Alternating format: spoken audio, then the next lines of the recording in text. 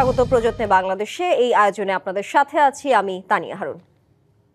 প্রথম ধাপে 237টি আসনে প্রার্থিতা ঘোষণার এক মাস পর গত বৃহস্পতিবার দ্বিতীয় দফায় 36টি আসনে প্রার্থী ঘোষণা করেছে দলটি বিএনপি।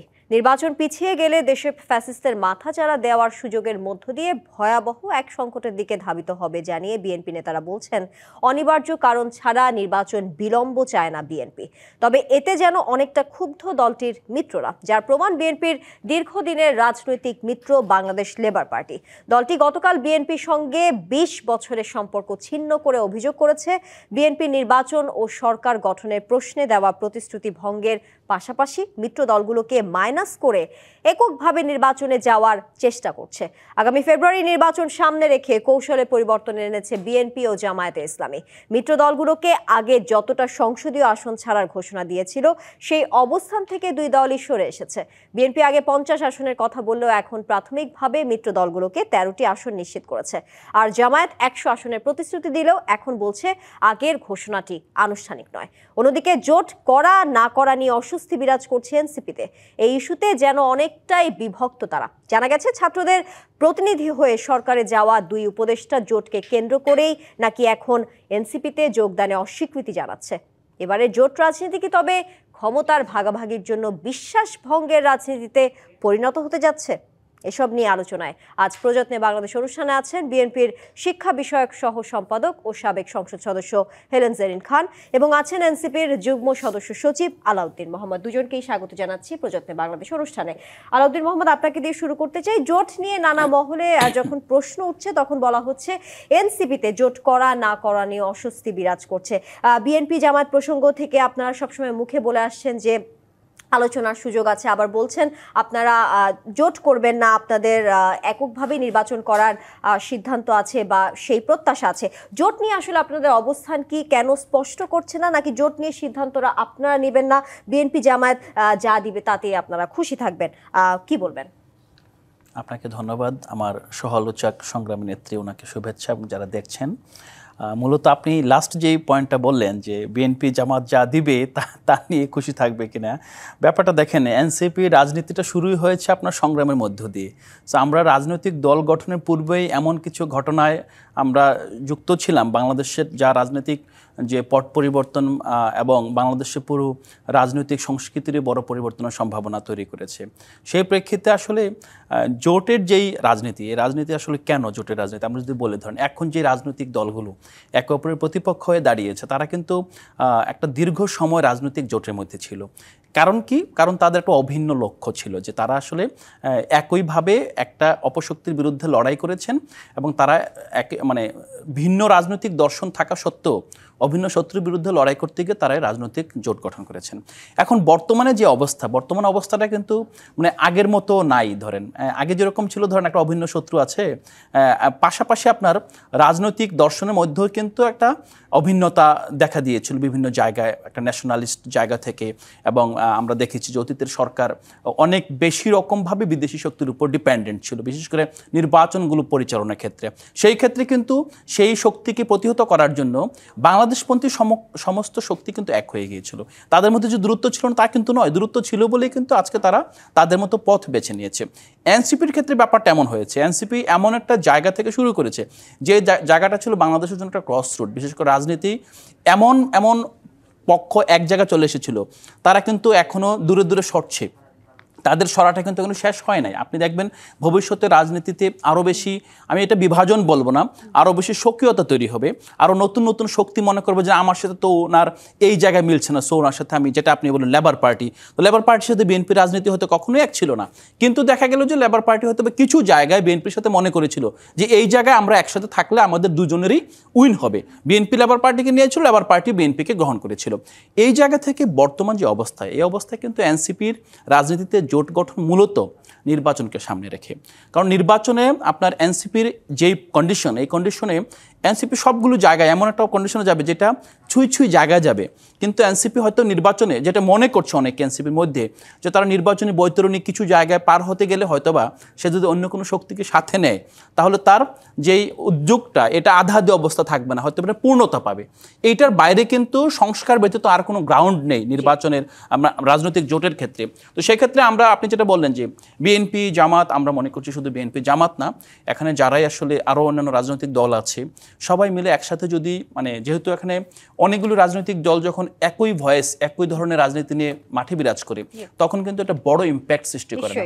সো এনসিপি ইম্প্যাক্ট সৃষ্টি করতে চায়, যেই জোটে গেলে অথবা নিজেরা যদি এমন জোট গঠন করতে পারে অথবা এককভাবে ইম্প্যাক্ট সৃষ্টি করতে পারে তাহলে হয়তো এনসিপি জোটে যাবে না। তো এনসিপির দ্বিধার জায়গাটা কিন্তু এইটাই যে এনসিপি আসলে কোন উপায়ে সবচেয়ে বেশি ইম্প্যাক্ট সৃষ্টি করে সংস্কারকে এনশিওর করতে পারে। জি নিশ্চয়ই, আমরা এই প্রসঙ্গে আবারও আসবো। একটু যেতে চাই হেলেন জারিন খান আপনার কাছে, যেমনটা জোট প্রসঙ্গ নিয়ে বলছিলাম, দীর্ঘ 20 বছরের রাজনৈতিক সম্পর্কের অবসান ঘোষণা করেছে বাংলাদেশ লেবার পার্টি, এবং সেই বিষয়ে আমরা দেখেছি আলোচনা এসেছে আপনাদের দলের মিত্ররা বেশ কিছু জায়গা থেকে ক্ষুব্ধ আছেন। তারা বলছেন বিএনপি আগে 50 আসনের কথা বললেও তারা মিত্র দলগুলোকে 13টি আসন নিশ্চিত করেছে। সেই ক্ষেত্রে লেবার পার্টি থেকে বা কিংবা মিত্রদের থেকে অভিযোগ এসেছে যে বিএনপি অবমূল্যায়ন কিংবা বিশ্বাস ভঙ্গের সেই জায়গাটা তৈরি করেছে, এমনটা তারা বলেছে। এই যে ভাঙন কিংবা জোট ভাঙন, সেই সাথে আপনাদের মনোনয়ন বিতর্কও রয়েছে, মনোনয়ন নিয়ে বেশ কিছু জায়গায় আমরা বিতর্ক দেখেছি। জোট ভাঙন, মনোনয়ন বিতর্ক কিংবা শরিকদের যে অভিযোগগুলো রয়েছে সেগুলো ঘিরে আসলে আগামী নির্বাচনের আগে ভোটের মাঠে বিএনপির জন্য কি কি চ্যালেঞ্জ রয়েছে? ধন্যবাদ আপনাকে, ধন্যবাদ দর্শক শ্রোতাদেরকে, এবং অসংখ্য ধন্যবাদ আমার সহ আলোচক আলাউদ্দিন এখানে এসে তাকে। জোট ভোট এগুলা নিয়েই এখন মূলত মানে বাংলাদেশের মানুষ ভীষণভাবে মানে জড়িয়ে আছে। এটাকে কেন্দ্র করে বাংলাদেশের মানুষের আগামী নির্বাচনকে কেন্দ্র করে, কারণ কি আপনি জানেন যে বাংলাদেশ শুধু নয়, আমাদের এই তৃতীয় বিশ্বের বেশ কিছু দেশ, এটা আমরা বলতে পারি যে পাকিস্তান, ইন্ডিয়া, এই সব জায়গায় কিন্তু এই জোটের রাজনীতি, মানে জোটের রাজনীতি এবং রাজনীতির পরবর্তীতে রাজনীতিকে কেন্দ্র করে আবার দেখা যায় যে নির্বাচনে এই ধরনের মানে বিষয়গুলো চলে আসে, কিংবা এই ধরনের মানে জোট করেই তারপরে নির্বাচনে যায়। ঠিক একইভাবে দীর্ঘ 17 বছর যে দলগুলোর সাথে, এর আগেও শুধু 17 বছর না, আমার মনে আরও পূর্বেও আমাদের সাথে এই বেশ কিছু রাজনৈতিক দল ঐক্যবদ্ধভাবেই আমাদের সাথে এক হয়ে কাজ করেছে, বিভিন্ন কর্মসূচি পালন করেছে। তো সেই কারণে এই দলগুলার সাথে আমাদের তো অনেকটা মানে সুসম্পর্ক ছিল বিধায়ী, কিংবা ধরেন একই চিন্তা চেতনা, একই বিষয়কে কেন্দ্র করে, বিশেষ করে ফ্যাসিস্ট বিরোধী যেই দলটি ছিল তার বিরুদ্ধে সকলে ঐক্যবদ্ধভাবে এই আন্দোলন সংগ্রাম করেছে। এবং যেইটা আপনি বললেন যে কয়েকটি আসন, 50টি আসনের কথা বললেন, আমার মনে হয় না এই ধরনের কোনো প্রতিশ্রুতি বিএনপির পক্ষ থেকে দেওয়া হয়েছে। তবে বিএনপির পক্ষ থেকে এটা জানেন যে আমাদের যে 31 দফা আমরা যে সংস্কার প্রস্তাব জাতির সামনে উপস্থাপন করেছি, সেখানে কিন্তু আমরা বলেছি যে আগামী যে এই সরকারটা, আমরা যদি জনগণের ম্যান্ডেট নিয়ে আমরা যদি ক্ষমতায় যেতে পারি তাহলে আমরা একটা রেইনবো নেশন মানে করতে চাই, সরকার গঠন করতে চাই, যেখানে আমাদের শরিক যে সমস্ত দলগুলো আছে তাদেরকে সকলকে নিয়েই আমরা সরকার গঠন করতে চাই। তাই সেই জায়গায় তো আমরা এখনও আছি, আমরা ওই জায়গাটা নেই। কিন্তু হয় কি, এই যে ধরেন যে এটা তো ভোটের রাজনীতি, একটা হলো যে মাঠের আন্দোলন সংগ্রাম করা এক বিষয়, আর নির্বাচন কিন্তু ভিন্ন বিষয়। নির্বাচন যখন আসে তখন এই বড় বড় দলগুলার, বিশেষ করে বিএনপির মতো এত বড় দল যারা অনেকবার ক্ষমতায় ছিল, এই ধরনের দলগুলো সবসময় চিন্তা করে যে তারা ওই ক্যান্ডিডেটকে কিংবা ওই মানে জোটের শরিকদেরকে তারা সঙ্গী করবে কিংবা মনোনয়ন দিবে যারা সত্যিকার অর্থে জনগণের সাথে যাদের কানেকশন আছে, এবং তাদের যদি নমিনেশন দেওয়া হয় তাহলে সেই ক্ষেত্রে তারা নির্বাচিত হয়ে আসবে। এটা কিন্তু প্রথম মানে এই ধরনের দলগুলোর প্রথম চিন্তা থাকে। সেই জায়গায় জনগণের সাথে যদি কানেকশন না থাকে বিএনপি, আর এবারে তো আরেকটা হয়েছে যে আপনি জানেন নির্বাচন কমিশন যেটা করেছে, আরপিওতে যেটা নিয়ে এসছে যে দলগুলা যার যার প্রতীকে তাকে নির্বাচন করতে হবে, এইটা কিন্তু আরেকটা বিরাট, এই ছোট ছোট দলগুলোর জন্য একটা বিরাট সমস্যা হয়ে দেখা দিয়েছে। এবং যারা সত্যিকার অর্থে বিএনপির মতো দল, যারা আমরা সরকার গঠন করতে চাই, আমাদেরও তো মানে চিন্তা, যেটা আমাদের সবার আগে যেই বিষয়টাকে আমরা গুরুত্ব দিতে চাই সেটা হলো যে আমরা সরকার গঠন করতে চাই আমাদের ওই ওই ওই মানে ওই সংখ্যক আসন আমাদেরকে জয়যুক্ত হয়ে আসতে হবে। সেই ক্ষেত্রে আমরা যদি মনে করি যে আমরা শরিক দলের একজনকে নমিনেশন দিলাম আর সে যদি ফেল করলো, তাহলে ওই আসনটি কিন্তু আমাদের বিপরীত যে থাকবে সে হয়ে যাবে। এইটাকে মাথায় রেখে হয়তো বা দেখা যাচ্ছে যে অনেককেই কিন্তু মনোনয়ন দেওয়া যাচ্ছে না, যেহেতু তাদের সাথে জনগণের কোনো কানেকশন নাই। আসলে মূলত এইটাই হচ্ছে মূল সমস্যা। এই প্রসঙ্গটা নিয়ে, যেমন আরপিও সংশোধন নিয়ে আপনি বলছিলেন, সেই প্রসঙ্গটা যদি আবারও আনি, সেটা হচ্ছে অনেকে বলছেন আরপিও সংশোধনের কারণে মিত্রদের আসন ছেড়ে দেওয়া আরো কঠিন হয়ে পড়ছে বিএনপির জন্য। নতুন নিয়মের ফলে মিত্র দলের নেতারা ধানের শীষ প্রতীকে নির্বাচন করতে পারবেন না। একটু জানতে চাই, এই যে আরপিও সংশোধন, সেটিকে আসলে বিএনপিকে বেকায়দায় ফেলছে কিনা এবং এনসিপিকে কি সুযোগ করে দিচ্ছে কিনা? বিএনপিকে দেখেন, বিএনপিকে প্রথম থেকেই দেখা যাচ্ছে কি বিএনপির বিরুদ্ধে একটা কনস্পিরেসি হয় সবসময় বিএনপিকে আটকে ফেলার। এটা আমরা ওই মাফিয়াদের ফ্যাসিস্টদের সময় দেখেছি, আবার এখন যারা ধরেন বিপরীত আছে তারাও বিএনপিকে সবসময় আটকে রাখতে চায়। তো এটা হয়তো বা থাকবে, এটা রাজনীতির মাঠে, ওটাকে আমরা খুব বেশি মানে ওটা আমাদের খুব বেশি ভাবায় না। কিন্তু যেটা হচ্ছে যে এইটাকে কেন্দ্র করে ছোট ছোট দলগুলোর জন্য একটা সমস্যা হয়ে দাঁড়িয়েছে। সেই জায়গায় তো আমি মনে করি যে হ্যাঁ, এই জায়গাটা আমি মনে করি তাদের উপরে অনেকটা এই নতুন করে হঠাৎ করে যে আরপিওটা নিয়ে এসছে এই ছোট দলগুলোকে অনেকটা আমি মনে করি বেকায়দায় ফেলেছে। আর একটি প্রশ্ন একটু রাখতে চাই, বিএনপির কাছ থেকে প্রত্যাশিত সংখ্যক আসন ছাড় না পাওয়ায় ক্ষুব্ধ নাগরিক ঐক্যের সভাপতি মাহমুদুর রহমান মান্না বলেছেন গতকালকে যে প্রার্থিতা নিয়ে বিএনপির কোন্দলে জনগণের যে আস্থা নষ্ট হয়ে দলটির এই অবস্থা হয়েছে বলে তিনি মন্তব্য করেছেন। এই আস্থা নষ্ট হওয়াকে আপনি, যে মন্তব্য তিনি করেছেন, সেটাকে কিভাবে আপনি মূল্যায়ন করবেন? আমি মনে করি না বিএনপির প্রতি মানুষের কোনো আস্থা নষ্ট হয়েছে, কারণ আমিও তো একজন নির্বাচনী ক্যান্ডিডেট, আমিও তো জনগণের সাথে খুবই কানেক্টেড। আমি ফিল্ড লেভেলে গিয়ে দেখেছি জনগণের মধ্যে বিন্দুমাত্র কোনো আস্থা তো নষ্ট হয়ই নাই, বরং জনগণ মানে সবসময়ই একটা আশার জায়গায় আছে যে কখন একটা ভালো নির্বাচন হবে, এবং এই নির্বাচনে বিএনপি সত্যিকার অর্থেই যদি মানে ভালো ক্যান্ডিডেট দেয় তাহলে বিএনপিকে বিপুলভাবে মানে ভোট দেওয়ার জন্য জনগণ কিন্তু মুখিয়ে আছে। তাই এটাই হলো আমার কথা।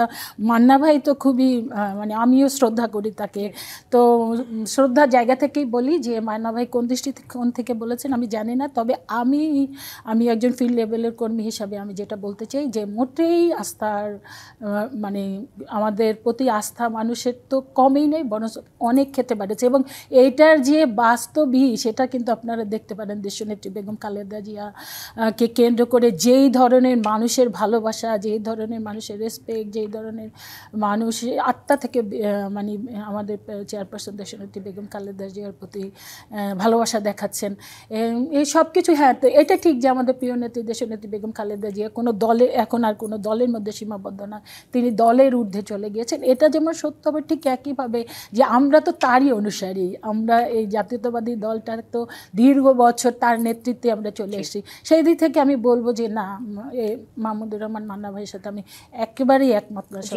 আলাউদ্দিন মোহাম্মদ, আপনার কাছে একটি প্রশ্ন রাখতে চাই, সেটা হচ্ছে এনসিপির সম্ভাব্য আসনগুলোতে বিএনপি প্রার্থী ঘোষণা করেছে এবং ভবিষ্যতে জানতে চাই যে এনসিপির সঙ্গে কোনো সমঝোতার দরজা কি খোলা আছে কিনা, এই বিষয়টি নিয়ে আপনার কাছে আপনার উত্তর নিব। তার আগে একটি বিরতি নিয়ে ফিরছি। প্রযত্নে বাংলাদেশ অনুষ্ঠানে নিচ্ছে একটি বিরতি, ফিরছি কিছুক্ষণের মধ্যেই, সঙ্গে থাকুন।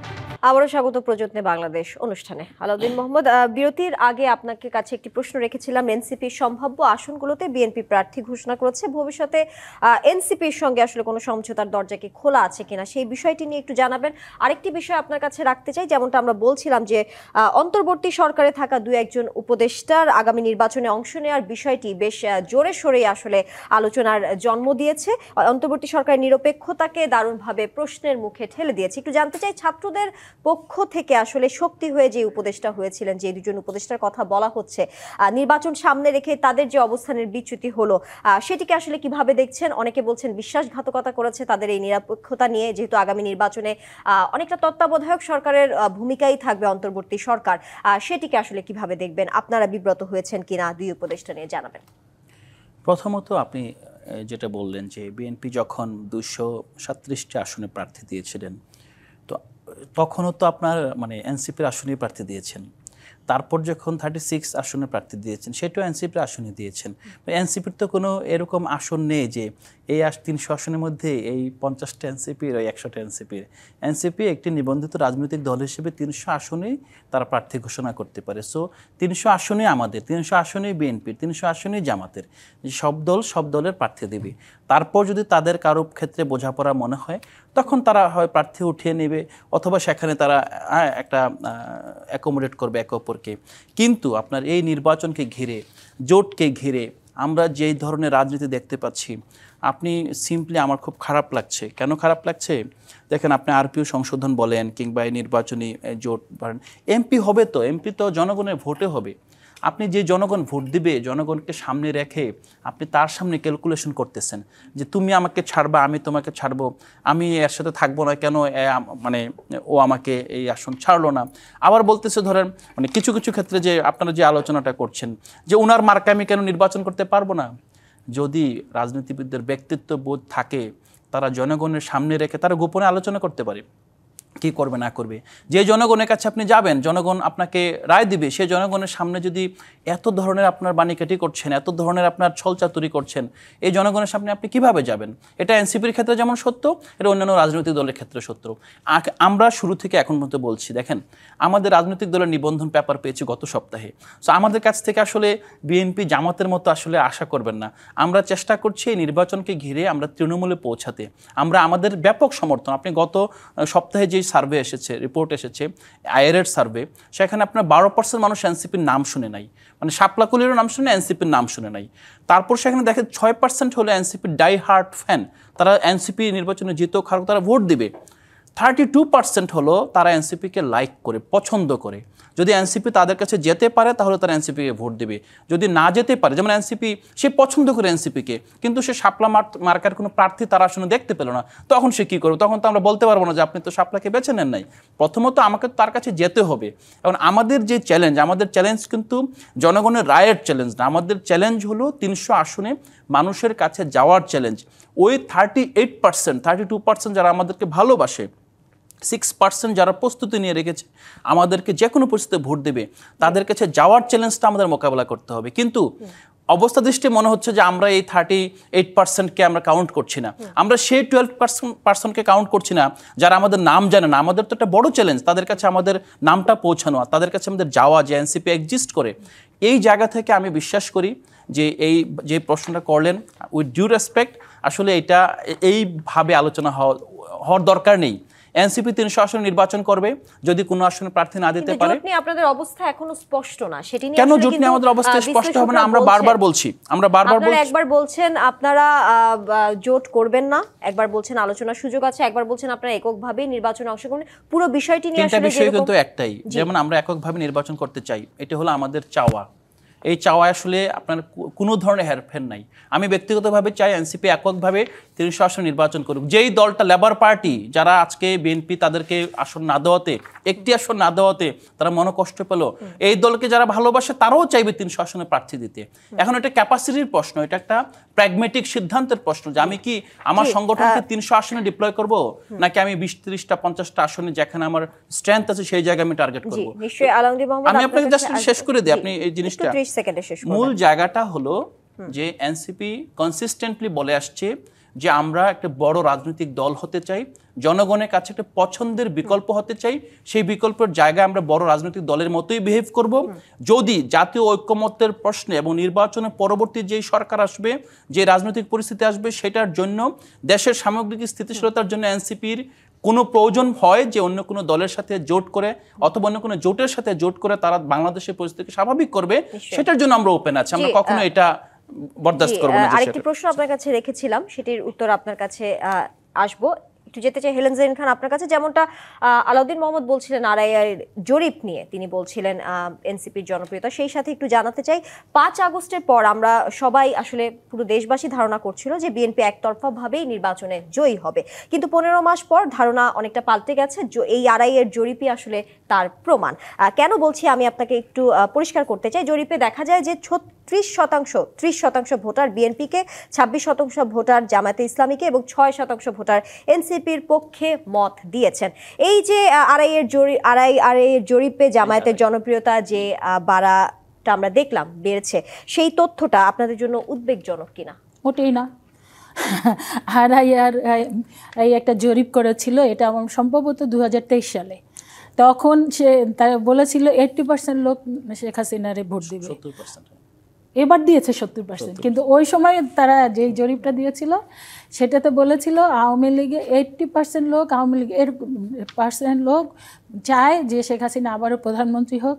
এবং তার পরবর্তীতে আবার বলেছে শেখ হাসিনার জনপ্রিয়তা এই 80%-এর উপরে, এই ধরনের একটা। তারপরে আমার মনে আছে যে হ্যাঁ, তো এটা হলো সম্ভব, এটা হলো আমেরিকান রিপাবলিকান দলের একটা অর্গানাইজেশন, হ্যাঁ, থিঙ্ক ট্যাঙ্ক।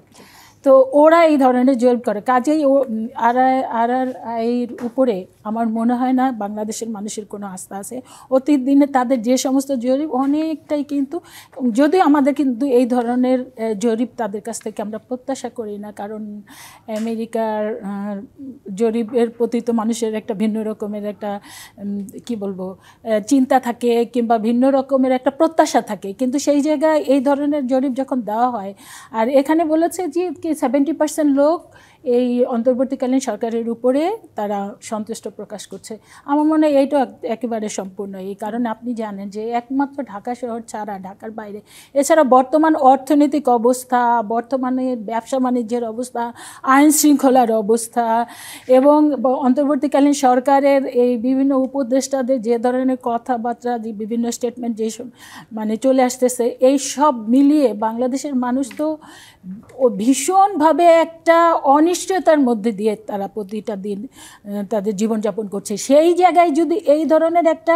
রিপোর্ট দেওয়া হয়, তাহলে সেটাকে আমি বলবো যে একটা ভুয়া রিপোর্ট ছাড়া অন্য কিছু আর বলা যায় না। সেই জন্য এই ধরনের জরিপকে আমরা কখনোই, যেহেতু এই জরিপ সম্পর্কে আমাদের অতীত দিনের একটা বিরাট ধারণা আছে, যেখানে বলেছিল শেখ হাসিনা পক্ষে 80% লোক আছে, এটা 2023 সালে, এবং 2024 সালের রেজাল্ট তো এই জাতি দেখেছে, যেটা বাস্তবতা, যে শেখ হাসিনার জনপ্রিয়তা কোন জায়গায় ঠেকেছিল, যে তাকে দেশ ছেড়ে বিদেশে পালিয়ে যেতে হয়েছে।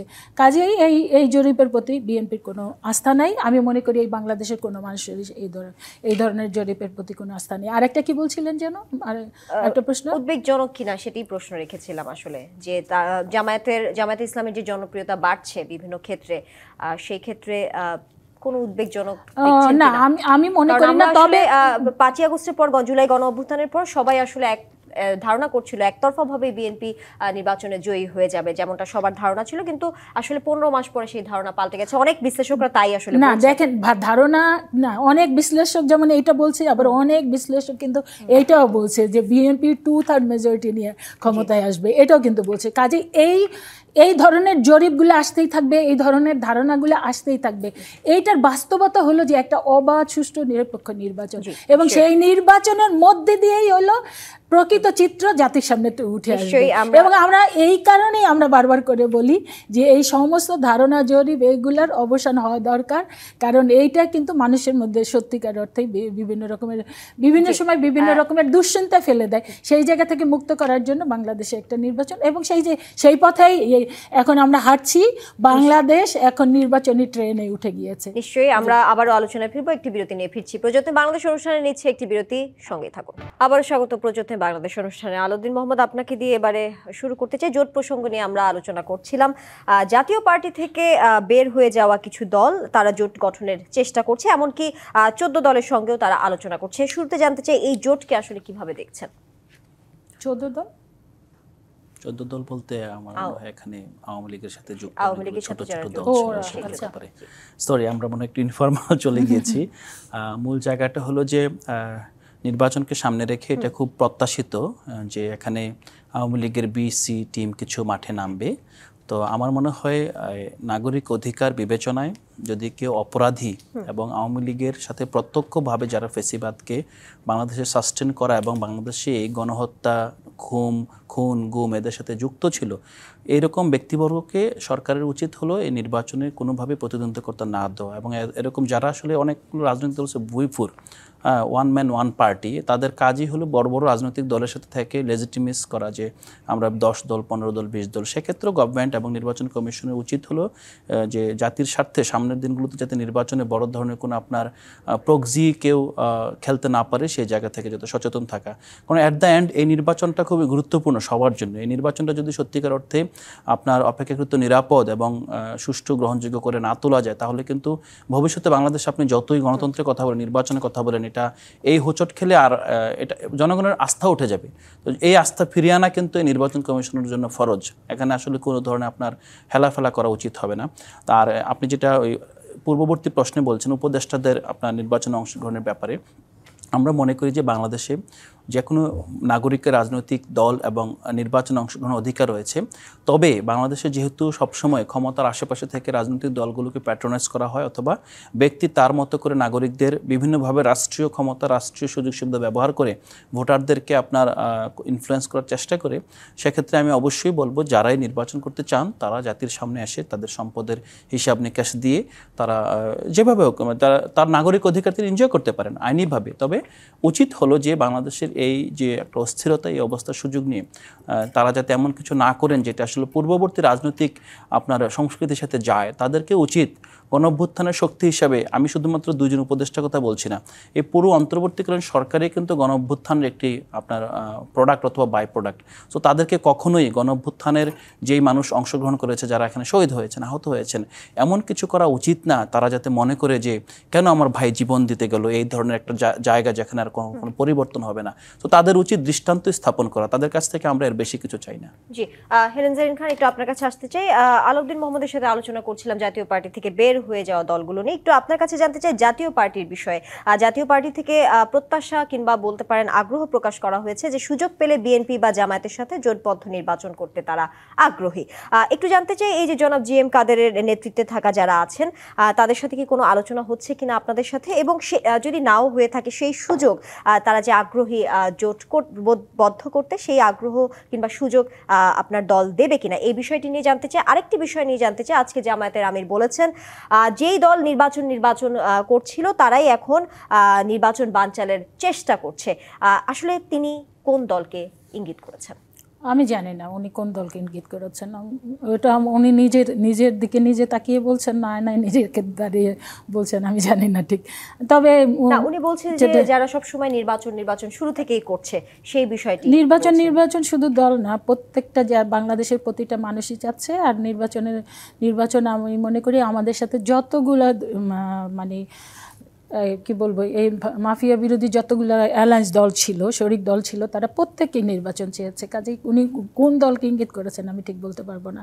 তবে নির্বাচনের পথে বিএনপি হাঁটছে এবং এটা বিএনপি চায় না। এবং আমি মনে করি যে শুধুমাত্র বিএনপি না, অন্তর্বর্তীকালীন সরকার বলেন, নির্বাচন কমিশন বলেন, প্রত্যেকেই এখন একটা জায়গায় আমরা সবাই অনেকটাই নিশ্চিত যে আগামী ফেব্রুয়ারিতে একটা নির্বাচন হতে যাচ্ছে। আমরা জানি যে অলরেডি তফসিল ঘোষণা হবে আগামী 11 তারিখে। কাজেই নির্বাচন পেছনে কোনো নাই। তবে এই জায়গাটা এটা সত্যি, যতদিন পর্যন্ত নির্বাচন একেবারে হয়ে না যাবে এবং নির্বাচন হবার পরে সরকার যখন মানে যে দল জয়লাভ করবে তাদের হাতে পাওয়ার হ্যান্ডওভার না করবে, ততক্ষণ পর্যন্ত এই ধরনের নানা রকমের গুজব, নানা রকমের কথাবার্তা মানে চলতেই থাকবে।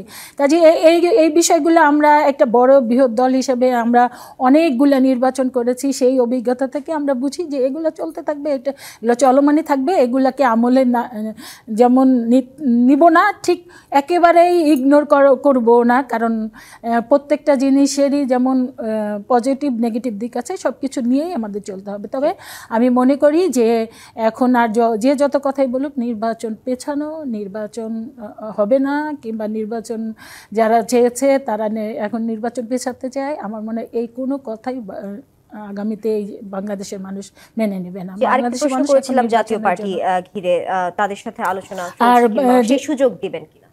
জাতীয় পার্টি বলতে যেটা বলছে আমি জানি না, আমার জানা মতে নাই। এবং যতদূর জানি বিএনপির পক্ষ থেকে এই ধরনের কোনো আলাপ আলোচনা কিছু হওয়ার কোনো সুযোগ আছে বলে আমি মনে করি না। তারপরও বিএনপি যেটা বলে যে জাতীয় পার্টি সম্পর্কে তো এটা এই জাতি ভালো করেই জানে, কিংবা ধরেন বাংলাদেশের যতগুলো দল আছে তারা প্রত্যেকেই এই ব্যাপারে তো যে অতীত দিনে যে ফ্যাসিস্ট সরকারটি ছিল তাদের যে নির্বাচনগুলো হয়েছে, বিশেষ করে 2014, 2018, 2024-এর যে নির্বাচনগুলো হয়েছে, এই নির্বাচনে যদি জাতীয় পার্টি তাদেরকে সহযোগিতা না করতো, সমর্থন না দিত, তাহলে কিন্তু এই আওয়ামী লীগ এই ধরনের নির্বাচন করতে পারতো না। তো কাজেই জাতীয় পার্টির প্রতি তো এই জাতির একটা বিরাট ক্ষোভ আছেই।